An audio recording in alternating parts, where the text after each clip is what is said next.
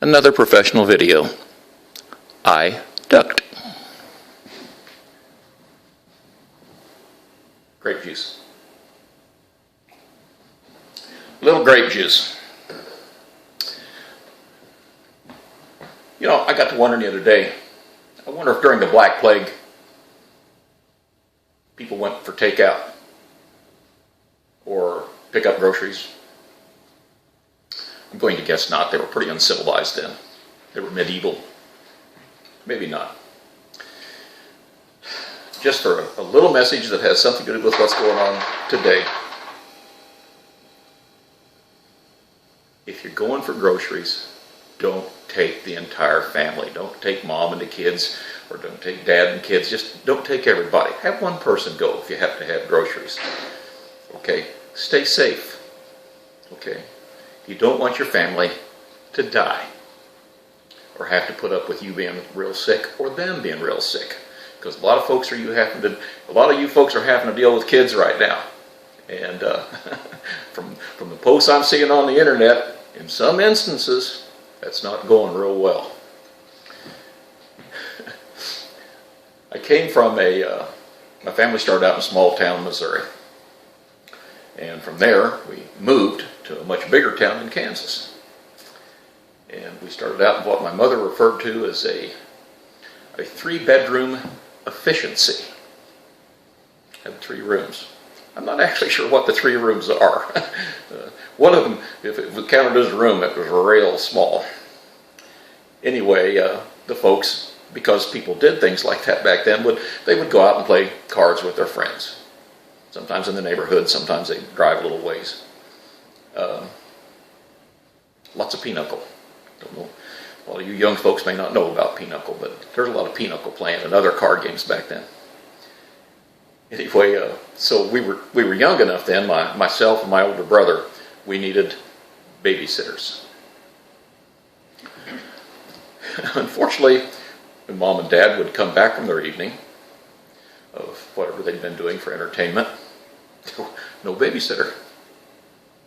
Well, where's the babysitter? Oh, they left.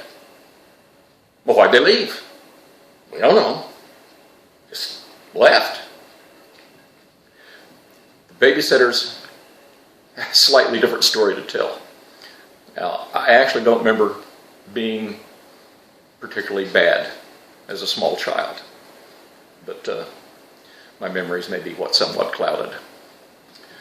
Well, this was kind of a tough position for the folks to be in. They didn't like, for obvious reasons, didn't like leaving us unsupervised. So I'll have to explain something. Babs. We ended up with a babysitter named, and I'm going to call her Babs to protect the innocent.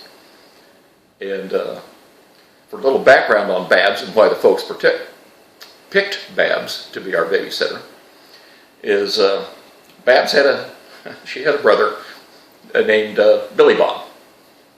You'll hear these names often in my stories. Well, one sunny morning, Billy Bob decided to tell Babs that he was dying from cancer and wanted to know if she would fix him breakfast. So she did. Fixed him a really nice breakfast, eggs, just the whole works. After breakfast, Billy Bob made a little mistake. He told her that he was lying about having a terminal disease and that he'd just done that in order to get Babs to cook him breakfast. Obviously, they were teenagers. Babs didn't like that. She was kind of upset about it. And the reason the neighborhood knew that Babs was upset is because Billy Bob came running out the front door with a knife sticking out of the top of his head. Because Babs didn't appreciate being lied to. And he lived, by the way. Billy Bob lived. But this is the person that my folks paid money to, good, hard-earned money in those days, to be our babysitter. They got a babysitter that was good with a knife. Needless to say, when Babs babysat from that on and the folks came home, the babysitter was still present. Now, we moved from the big city to another small city in Kansas, out in the burbs. And we were a little bit older then, and having already been through this whole ordeal about finding a babysitter for us in the first place, and then seeing how it was a new community that they were moving into, they really didn't know any babysitters that were good with a knife. So my dad said, they're old enough they can take care of themselves. We'll just hope, they don't tear up the house too bad while we're gone. We did. That'll be other stories, though. So anyway, they hadn't been living there very long, and they were out.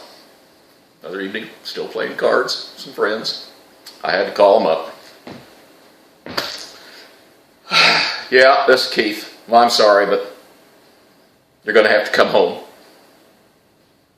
Well, why do we have to come home? Well, Pat broke his hand. Well, how did your older brother break his hand? Well, he was trying to punch me, and I ducked, and he hit the wall, and he broke his hand. See you when you get here. They weren't happy. They weren't happy. Look, especially for those, you shouldn't have to be dealing with babysitters. So, you ought to be able to keep that kind of mayhem down. But peace be with you. Hang in there. We'll get through this. I got to have some more wine. I'm sorry, grape juice.